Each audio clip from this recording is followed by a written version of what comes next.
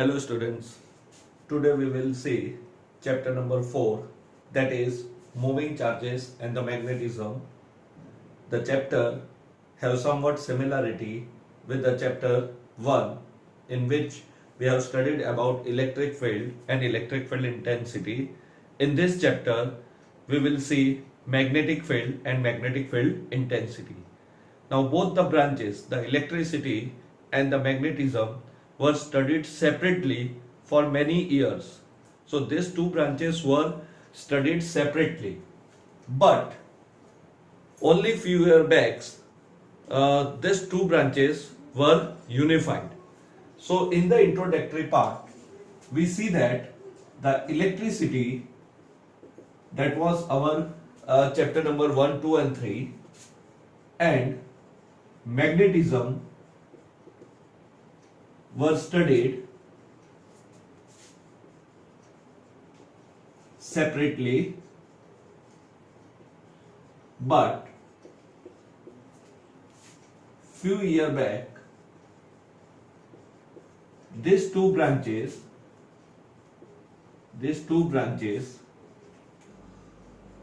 were unified. So these branches were unified and a new branch called electromagnetism or electromagnetic evolved. So these two branches were unified, which was named as electromagnetism, that is electricity plus magnetism. Now these two branches were unified due to the Orsted's observation. So Orsted's made an observation regarding the electricity and magnetism. So the branches were unified due to Orsted's observation. So he was the first person who made some observation regarding the electricity and how it was related to magnetism. Now this Orsted's observation can be understood in different ways or with the help of a different diagram. Initially, he found that, suppose I take this conducting wire, A and B is a conducting wire.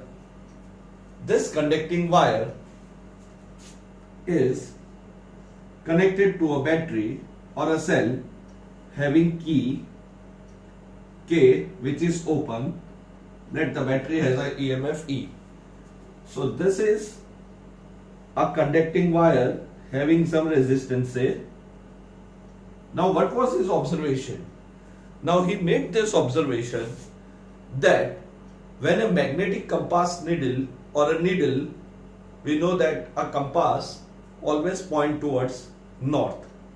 Now that compass needle, which is always aligned in the direction north-south, shows some deflection when an electric current is passed through this wire. Now initially, when magnetism was studied as a separate branch, it was known that a compass or magnetic compass needle will show a deflection due to magnetic field only. Due to magnetic field. So it always point towards the north, and therefore that compass needle was widely used to find out the direction. Now that compass needle, when it was placed near a wire carrying current I, shows a deflection. It means it got deflected from its original north-south direction. So if I take this diagram as a reference for Orsted's observation, then it should be remembered by a rule which is called a Snow rule. Now what is a Snow rule? Now let us take a reference here. This is wire AB. We take this reference as south. This is north. This is, say, east, and this is west. So we are taking this as a reference. Now what the Snow rule says? The Snow rule says when the current is flowing from south to north in a wire, carrying current I, that wire is placed over, O for over, the compass. So I will place a compass here. Initially, if I place a magnetic compass, we know it always point towards north. So this compass needle is placed near to this wire. The key is open, so no current is flowing through it. Now, when the key will be closed, the current will pass through this wire AB or in the direction from A to B. In this case, we will say the current will flow from south to north in a wire which is O for, the wire is kept over needle. Then the needle will be deflected towards west. So this needle will now be reflected towards the west when current will flow. So if I close this key, so this is the initial condition. Now suppose the key is closed. Now the current is passing in a direction from south to north. Let us take this diagram as a reference. Now he found that this compass needle shows a deflection and it get aligned in the direction where there is a west direction or which indicate west. So this needle is deflected. So this is a snow rule to remember the outside's observation. If the polarity of this battery is changed, or if you change the direction of the current, he found that this needle will deflect. Instead of west, it will be deflected towards east. So opposite of this. So if I change the direction of the current, so here the current is flowing from south to north. Instead of this, if the current starts flowing from north to south, the deflection will be towards east, provided the wire is kept over the needle. The wire is kept over the needle. So this is the first case or the observation. Now later on it was understood that electricity brought some deflection in the needle, and therefore these two branches were unified after this Orsid's observation, because at that time indirectly it was proved that the electricity produce a magnetic field around it. It is clear that this needle, when the magnetism branch was studied separately, the needle shows deflection only when some magnet is brought near to it, or it was used to find out the direction. Now here there is no magnet, there is no magnetic field. Here we have passed a current, that is the electric field. So this electric field or electric current give rise to the magnetism or the magnetic effect. So this was first observation which can be remembered by Snow rule. Opposite of this, you change the direction of current from north to south. If the current flow from B to A, the deflection should be towards east. Suppose instead of changing this terminal of a battery, I change the orientation of the compass. I change the orientation of the compass. Now the current is same direction, from A to B or from south to north. Now here the wire was placed over the needle. Here the wire was placed over the needle. Now if the wire is placed below the needle, if the wire is placed below the needle, so instead of this west, the direction or the deflection of the needle is towards east. The direction of the needle is towards east. that is opposite of this. So this indicate that if the direction of the current changes, that is reversing the direction of current, the direction of the deflection of the needle also changes. Or if I change the position of the needle, that is the wire is above the needle or the wire is below the needle, then also the orientation is opposite. However, this direction can be understood by different rules which we will study in the coming days. Initially, this observation unified these two branches. Now the same rule or same observation can be considered by drawing another diagram. Now let us consider, here the wire was taken as horizontal. Now let us take the wire in a vertical direction. Say the current is flowing in the upward direction, that is, say, along the y-axis. So this current I is flowing through this wire. Now same current is flowing, same amount of current is flowing.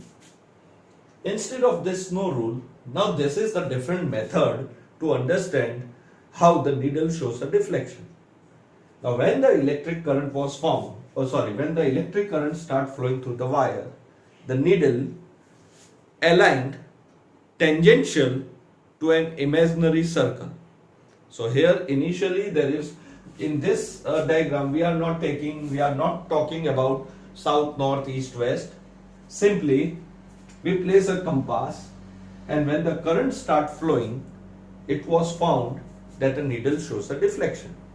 And we know that later on it was found by the right hand thumb rule, that we will see, or we know, we have studied in standard 10th, that if the current is flowing in the upward direction, that is thumb shows the direction of the current, then if I curl my hand like this, the direction will be an anti-clockwise.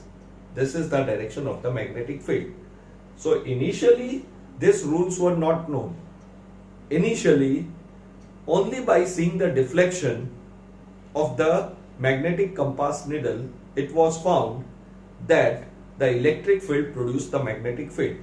Later on, this thumb rule gave the direction of the magnetic field or magnetic field intensity.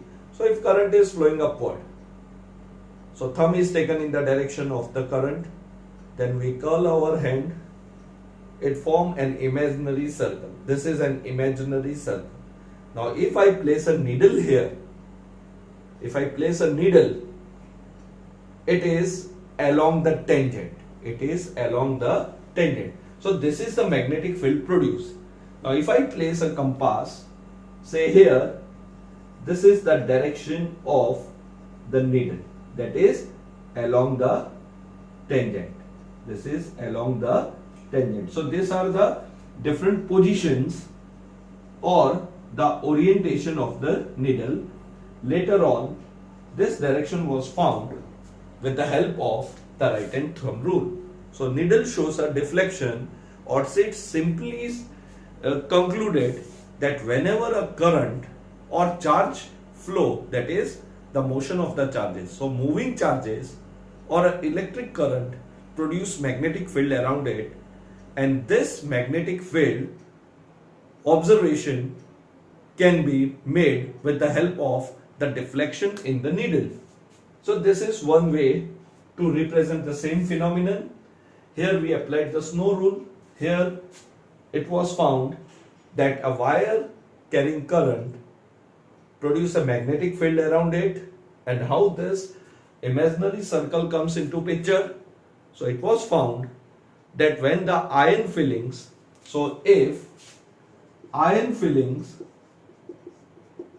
is sprinkled around wire, so iron filling is sprinkled around a wire and current I is flowing, then the filling form concentric circles. The filling form concentric circle.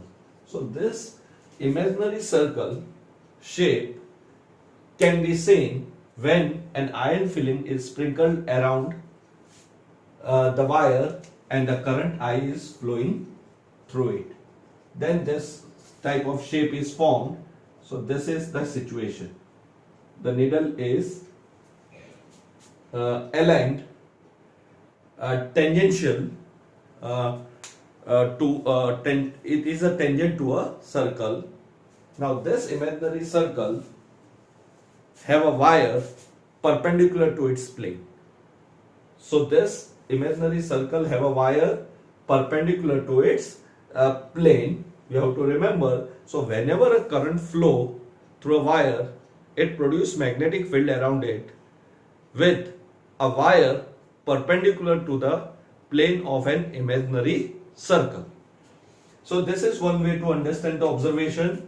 Again, if I change the polarity or if I reverse the direction of the current, again if iron filling is sprinkled, again an imaginary concentric circle is formed such that the wire is passing through the center of the circle, or the wire is perpendicular or normal to the plane of circle.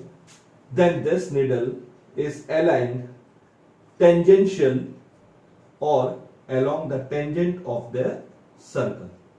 So say the direction of the current has been changed, the direction of the orientation of the needle is also changed. So these are the different way to understand the Orsted's observation.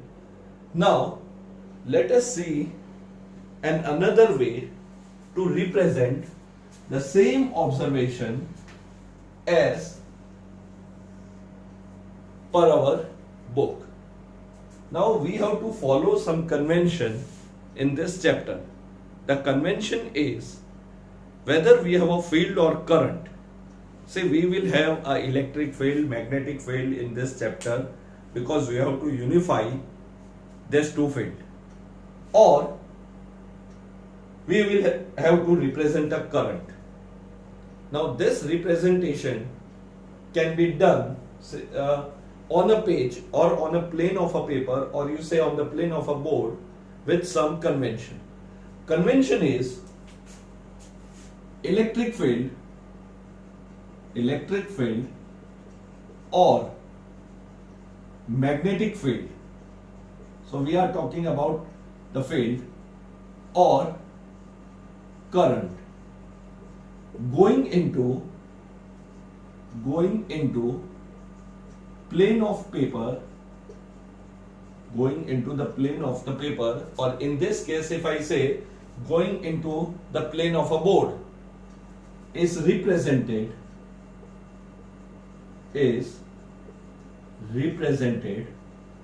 by cross.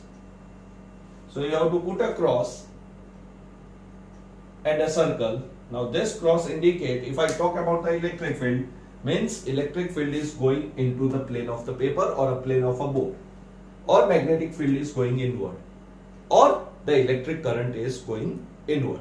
So this is one convention. Anything in this chapter going into the plane of the paper is represented by cross, and field, now it may be an electric or magnetic, or current coming out from plane of paper is represented by dot. So I put a circle and a dot. So this is represented by a dot inside a circle. This is represented by a cross inside a circle. So this is the convention we have to follow throughout the chapter. Now how this convention can be helpful to us in the Orsted's observation. Now see, this is first we saw a snow rule, Then we took this right hand thumb rule, though the right hand thumb rule was not known at the time of this Orsted's observation. So different scientists gave different rules to understand or to find the direction of the field or the current. We will see there are Ampere's law, there is Maxwell's law. So different scientists did work on this branch, and this unification of electricity and magnetism gave many important phenomenon, which also proved later on that light is an electromagnetic waves. So this theory of electricity and magnetism were unified by different scientists. We will see how they did all this thing. Now let us represent the same observation, that is an Orsted's observation, by the different diagram. So let us take a current going into or coming out from the plane of the paper. So I represent the current by a dot. So if I represent a current coming out from the plane of paper, means the wire is kept like this, current is coming out, current is coming out. So as we have studied this direction of the magnetic field in 10th also by the right hand thumb rule, it will be more easier. Now I have to represent that a needle shows a deflection when it is placed near a wire. So wire is not shown here. We represent a wire carrying current by dot. It means current is coming out from the plane of the paper. Now if current is coming out, my thumb is in the direction of the current.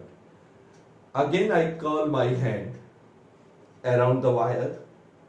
So it will be like this, in this direction. So if you see from your side, it will be an anti-clockwise direction. This is an anti-clockwise direction. So I will draw a tangent. You have to remember the needle is always aligned along the tangent of this imaginary circle. So if this is a wire carrying current which is coming out from the plane of paper, you have to indicate the circle like this, that is anti-clockwise. Again, this is an imaginary circle, and so you see the orientation of the wire. It is perpendicular to the plane. It is perpendicular to the plane. So it is like this is an imaginary circle. The current is coming outward. Now, if the current is coming outward, he observed that the needle is always aligned along the tangent. So this is the tangent. If I keep a point here, it is this tangent. If I take a point here or I keep a needle here, this is the tangent. So he draw an imaginary circle around this wire, and the direction is along the tangent. So this is the direction of the deflection of the needle around a wire carrying current I. Now you say this method or this representation or this representation, all are the same thing. Here I have taken the current is flowing along the y-axis. Here the current is taken flowing along the z-axis. In any case, there will be an imaginary concentric circle around it. We have to imagine, or you can say the shape of the magnetic field is circular. So if the wire is a straight line, the space around this wire is called as a magnetic field. So like we define the electric field intensity, that is a region or a space around the charged particle where its effect is prevailing, is called electric field. So if I say what is the magnetic field in this situation, so it is a space or a region around a wire carrying current where its effect is prevailing, is called a magnetic field. So here this magnetic field is shown by an imaginary circle, and if you keep a magnetic needle or compass, it will be deflected or it will be aligned along the tangent. Similarly, if I take a current which is going into the plane of paper, Now instead of the current coming out, I reverse the direction of the current. So current is going inward. So my thumb is inward. Now imaginary circle. So imaginary circle can be formed when we curl our fingers or hand like this. So first you curl your fingers. Understand the shape. Now if you see this, the shape is clockwise. So you draw an imaginary circle around it, and to represent the direction of the deflection of the needle, you draw a tangent at any point. So this is the direction of the alignment of the compass or a needle. In both the cases, the current is perpendicular to this imaginary circle. So reversing the direction, so I have reversed the direction of the current, or I can reverse the direction of the needle. If I place a needle at this point, it is along this tangent, that is upward say. If I place a needle here, it is vertically downward. So this is like an imaginary circle is formed like this. This is a wire carrying current. Current may be outward or current may be going inward. This is the shape of the magnetic field. So what was our final conclusion? So Orsted's observation concluded that moving charges, we know that moving charge produce electric current. So moving charges or current produce magnetic field or magnetic effect, produce magnetic field or magnetic effect around it. So this was the final conclusion of the Orsted's observation. Later on, we know that electricity and magnetism were studied separately. So there were few laws like Gauss law, Coulomb's law related to electricity. There were few laws related to magnetism only that we will also see in the coming chapter. We will again study magnetism branch separately. This is a branch where electricity and magnetism are unified in this chapter. So in the coming chapter, that is chapter number 5, we will study only magnetism. So that magnetism also have a few laws. These two laws of electricity and magnetism were unified.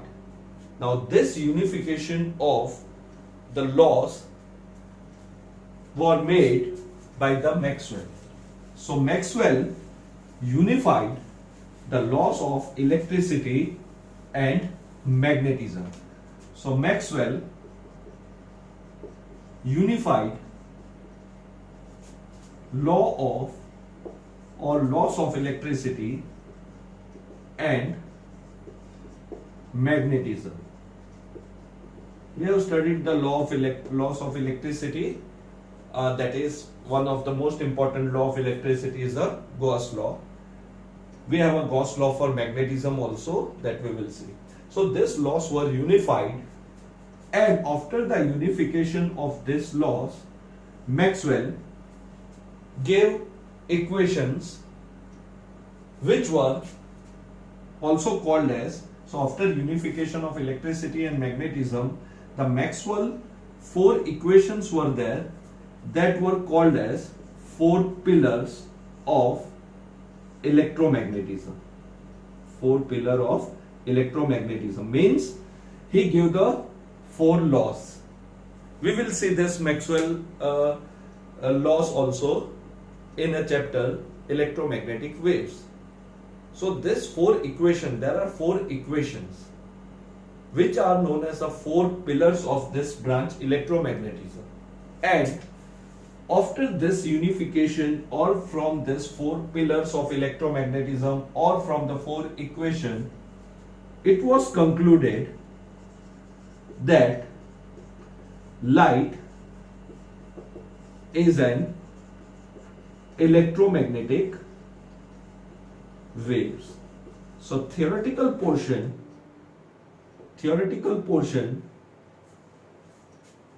to prove that light is an electromagnetic waves,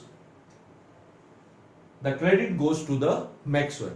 So he unified this law of electricity and magnetism and made some theoretical calculations. Then practically later on it was proved that these four equations were correct, and finally we came to the conclusion that light is an electromagnetic waves. So this were the contribution by the Maxwell, which played an important role in today's scenario. We have this electromagnetic waves throughout. We are using it nowadays widely for an internet purpose or everything related to the communication. Then after Maxwell, Hertz experiment, so another scientist, Hertz, performed an experiment and he discovered, so Hertz experiment discovered radio waves. These radio waves were produced by Jagdish Chandra Bose and a scientist, Macron. So these are the name of the different scientists. There are many scientists who extensively worked on this branch and gave the different laws or different phenomenons.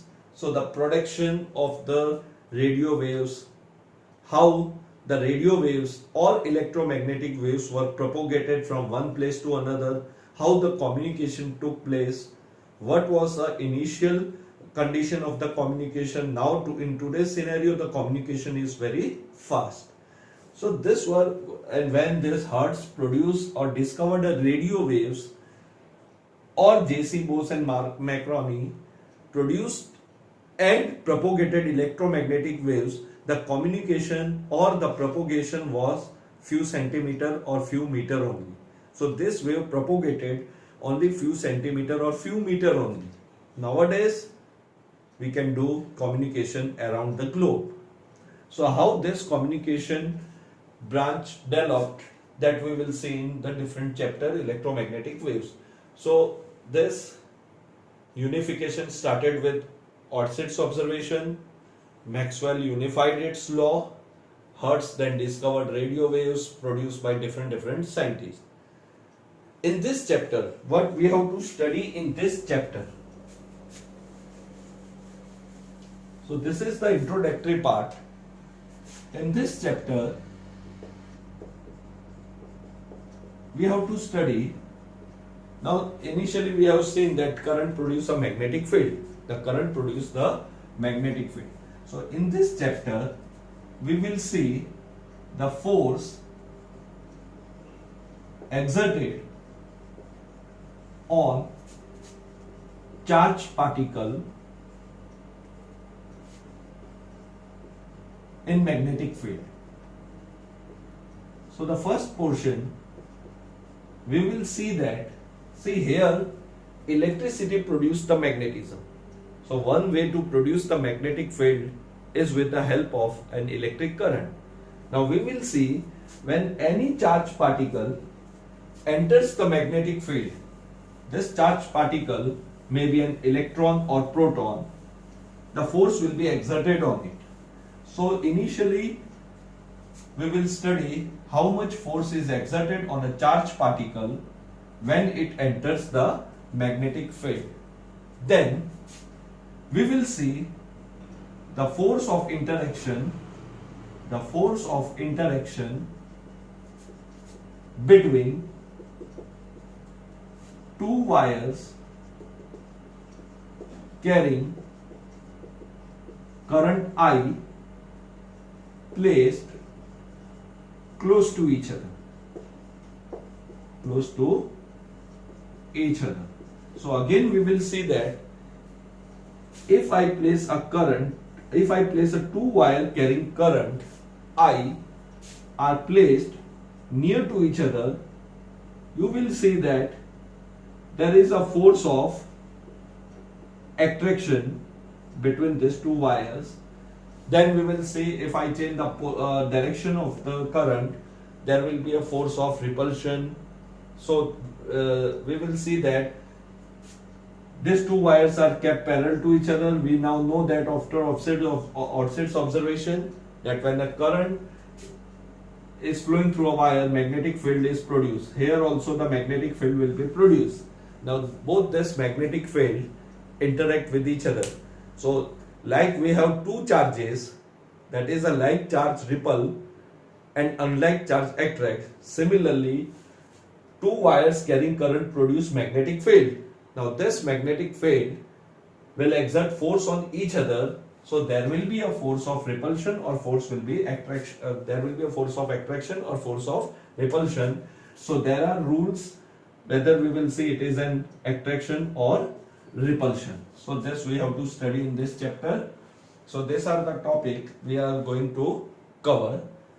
Then we will also study a device called cyclotron, which is used to accelerate charged particle.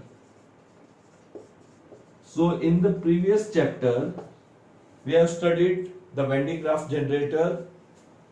The Van de Graaff generator was used to create a high potential difference.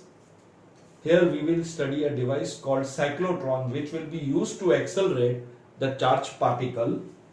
Then we will study about another device, galvanometer, in this chapter, which will be used to detect the presence of the current, and how this galvanometer can be used or can be converted into an ammeter, that is a current measuring device, and a voltmeter, which is used to measure the potential difference.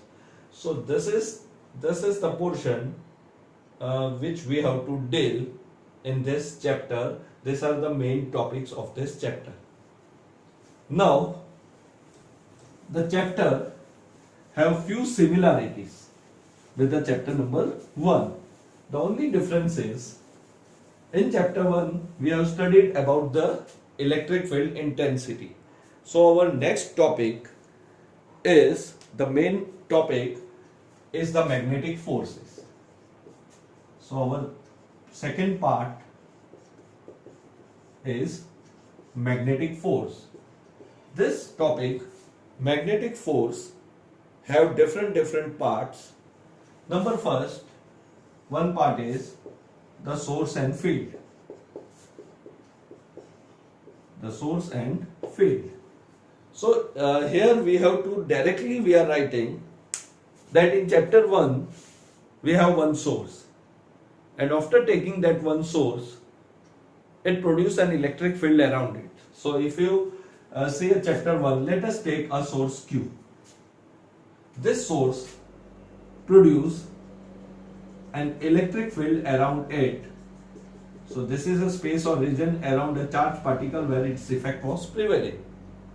And when I put a test charge, a unit positive charge, the electric force act on it, and that force acting on a unit positive charge was known as electric field intensity, and this was kq upon r square, r cap, which is in this case is radially outward. So this was our test charge. So here the source produced the electric field around it. If there are more than one sources, then we applied the superposition principle. In this chapter also, we will have the source which will produce the magnetic field, and in the coming chapter we will see that electric field produce the magnetic field will produce the electric field, then it will be a electromagnetic waves. But in this chapter there is no variation in the electric field and the magnetic field. Actually, the electric field vary with time also. It can be varied with time. But here we are assuming in this chapter we assume that electric field will not vary, it remains constant. You have to remember, or we will see that electric field convey energy and momentum.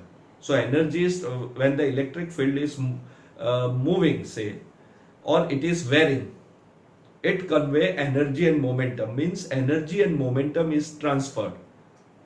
When there is a variation in the electric field, similarly the magnetic field also can be varied. So both this field can vary with respect to time, and when they vary with respect to time, we will come to an electromagnetic waves. In the present chapter, we assume the electric field or a magnetic field, they remains constant with time. Also, we will see in the coming days, electric field takes some time to establish. So it is not that electric field is established instantly. It takes some time to establish due to different reasons. One of the reasons what we have studied in capacitor is when an electric field is applied to the two plates of capacitor, the electric field takes some time for establishment due to the polarization of the medium. So electric field is not established instantly. It takes time to establish. However, this is we are talking about the coming chapters. In this chapter, we have to assume that whether it is an electric field or a magnetic field, they do not change with respect to time. That we will say. Also, this electricity and magnetism unification was done by Maxwell and different scientists. As we denote the electric field intensity by E vector, the magnetic field intensity or simply magnetic field is denoted by B vector. Again, if there are multiple sources, we apply the superposition principle. Similarly, if there are multiple sources of magnetic field, we can also apply the superposition principle. So now if I have a wire carrying current I, produce magnetic field around it, another wire carrying current in the same direction, it will also produce a magnetic field around it. Now if I have to find out the magnetic field intensity between these two wires, or say outside this wire or outside that wire, I can apply the superposition principle as we have done in chapter 1.